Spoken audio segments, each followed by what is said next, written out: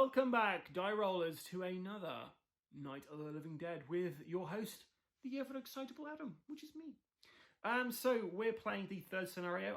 This is the furthest I've got through this game because I've only ever played the first scenario several times. And yeah, hopefully I'm playing this correctly. I feel like the last two were pretty easy. This one is also apparently easy. So we'll see. All I'm doing in this one is I'm trying to get the 3 spawn points that are on the map onto one location, one tile, using Molotov Cocktails. And yeah, we'll see what happens. I'm looking forward to this, and hopefully you guys are enjoying watching these Zombicide videos. If you like these gameplay videos, and please let me know. And if there's any games you'd like to see us cover on the channel, not just me, Jamie and Will, of course, we will also be doing some videos as well. So if there is anything you'd like to see, then please let us know. Without further ado, let's try out Scenario 3.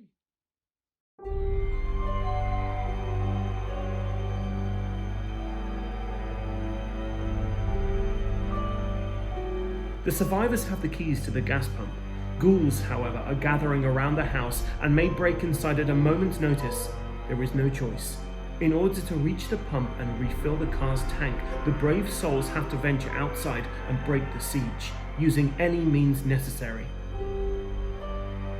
So, objectives. Breaking the siege. The game is won as soon as both conditions are met simultaneously. There are no ghouls on the board. All ghoul spawn tokens are gathered into a single spawn zone. Yeah, so as the only way we're going to lose it is if we lose a survivor. So we have to hope that we can get all of our survivors to survive. Let's get on with it. And you might want to know how you actually manage to get all the zombie spawn points onto the same zone. Well, I'll tell you. How you do this is basically you can create Molotov cocktails on here.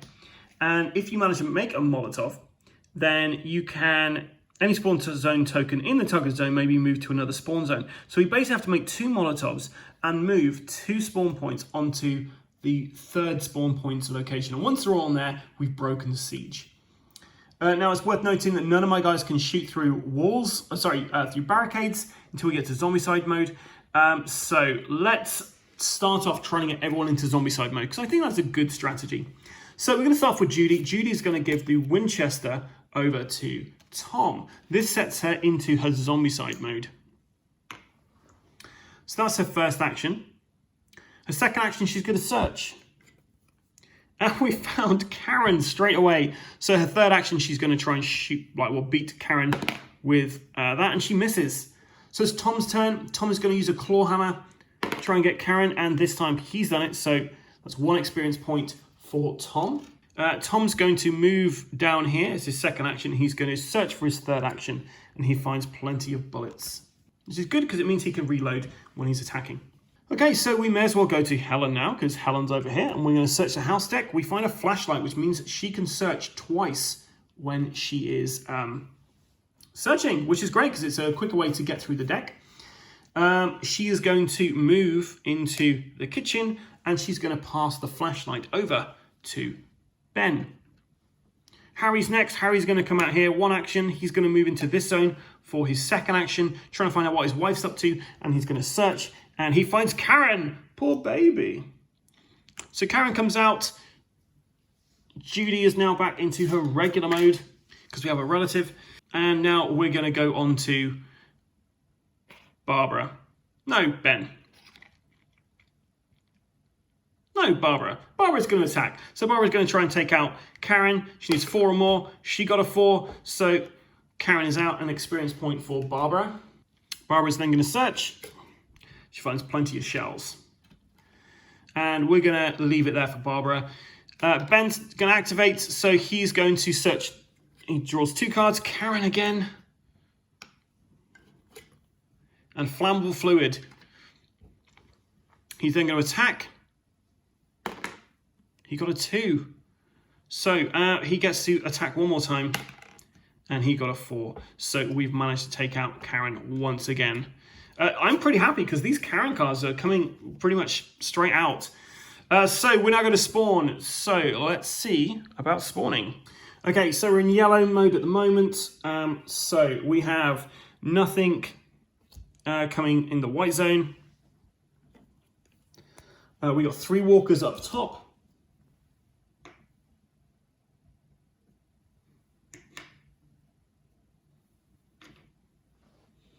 And then finally we have 1 walker.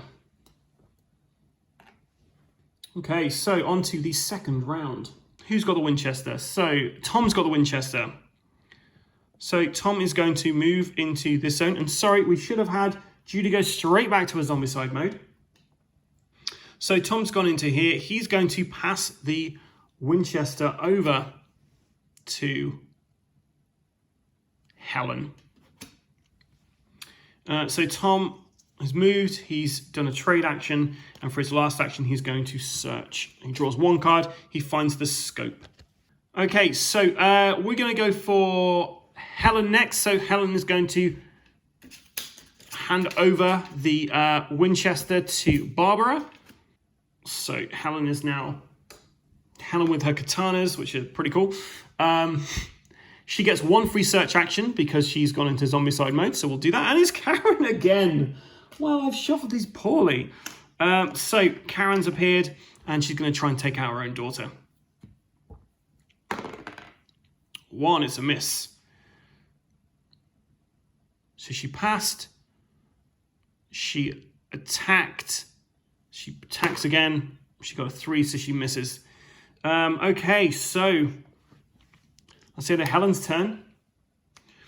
We're going to go for Barbara next. So Barbara is going to attack the little girl. She gets a 5, so Karen is gone.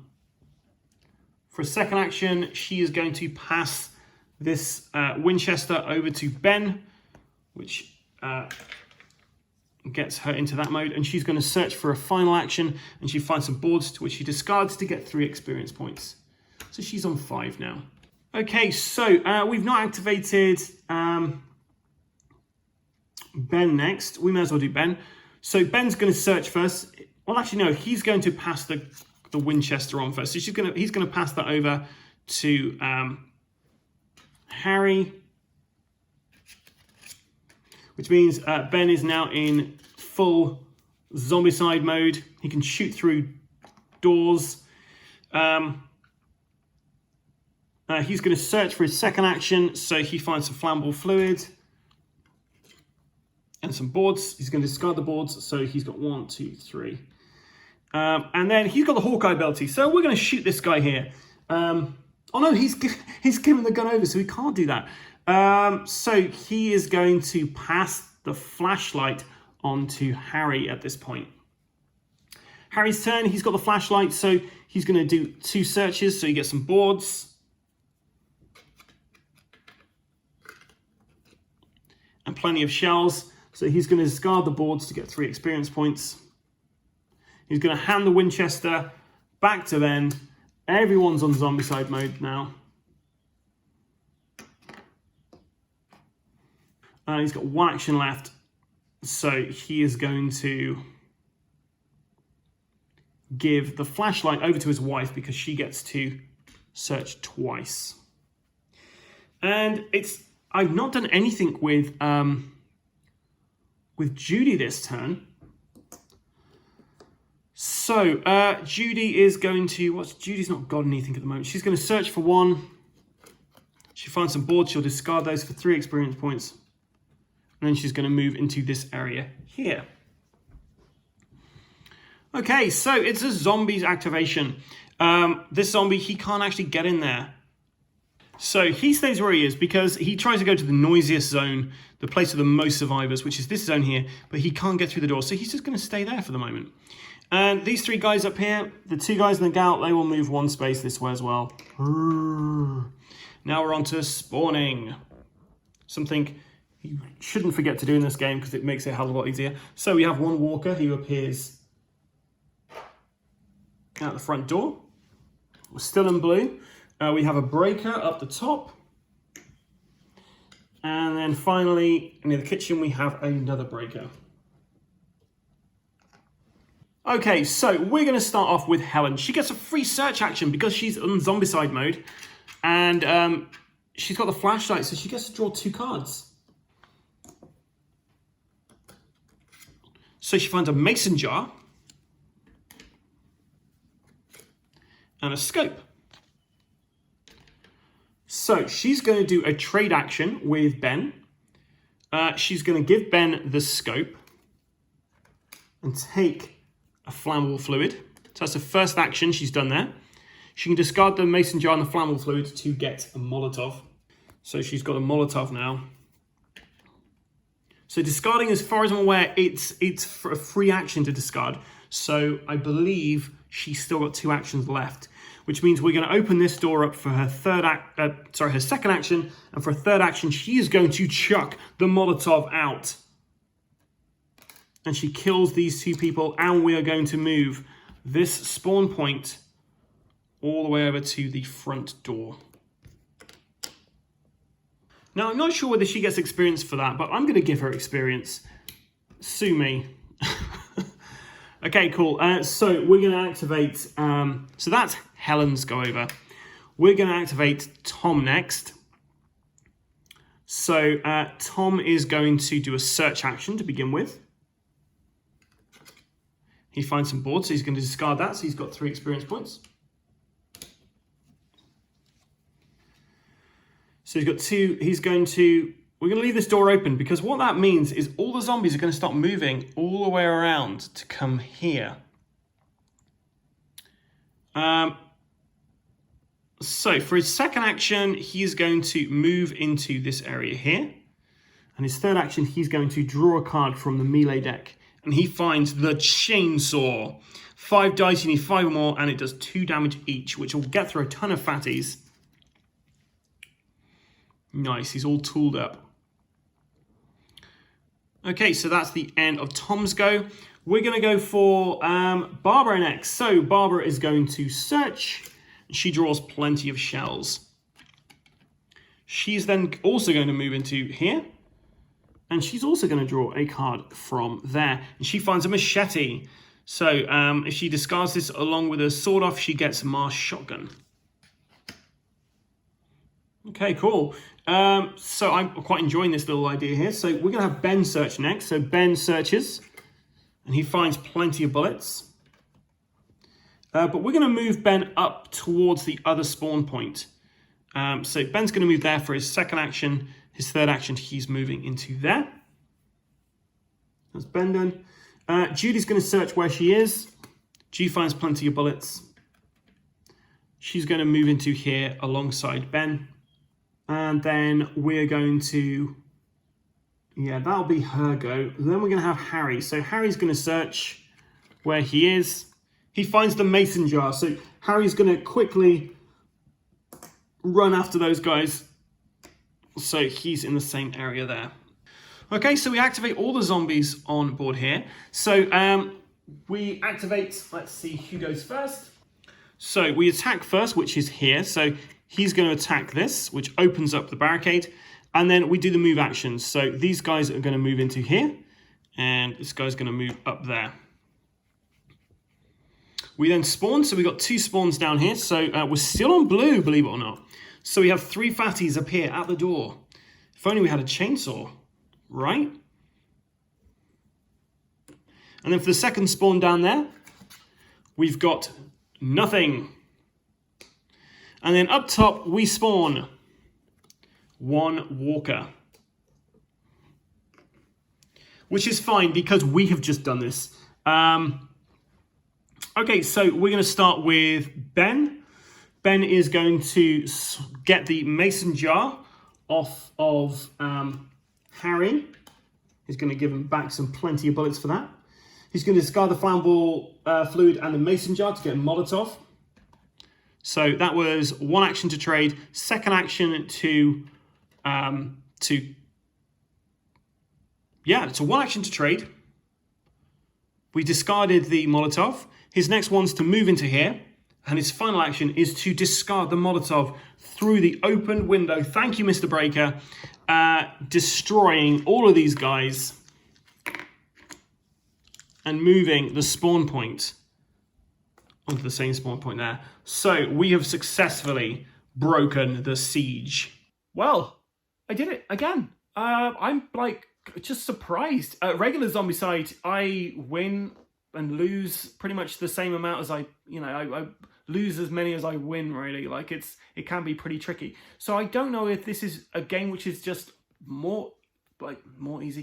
easier from the offset, or maybe they're just building you into like a false sense of security, so when the zombies really come in, or the ghouls, sorry, then like you're taken by surprise. But so far I found these guys relatively easy to get past.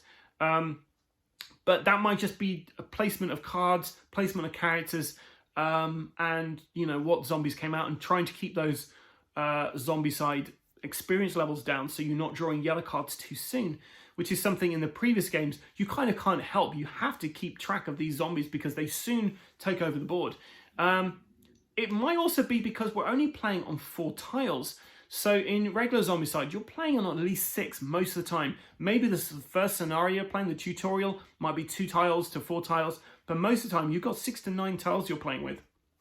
And like at least 3 or 4 spawn points, which soon add up. But yeah, if you've enjoyed this video, then please let me know. And if you'd like to see any of the other Zombicide videos, any of the other Zombicide games covered, let me know, because I've got the first season of the original kind of game, and I've also got the space one, and I've also got the fantasy one. So if you'd like to see any of those, then please leave comments below, and I will more than happily get those out. And those miniatures, some of them are painted as well, so that's either a good or a bad thing, depending on how well you think I paint my miniatures.